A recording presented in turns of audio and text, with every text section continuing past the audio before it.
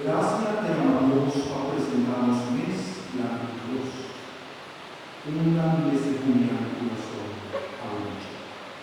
Antica benedizione mostrado ante la cruz.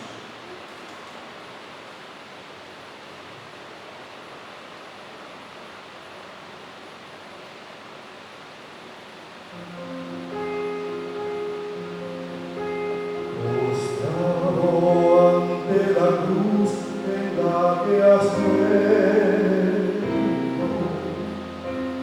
y a la que yo también te he condenado, solo quiero decirte que lo siento, solo puedo decirte que hoy te amo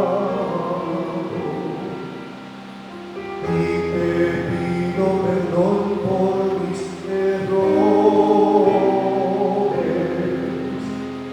y te pido perdón por mis pecados.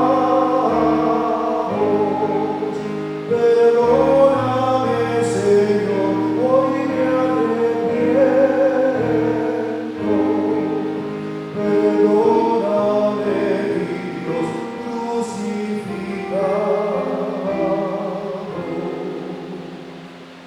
Yo he cargado de espinas tu cabeza cuando he vuelto la espalda a mis hermanos. Yo he llenado tu cuerpo de tormentos cuando algún semejante despreciado.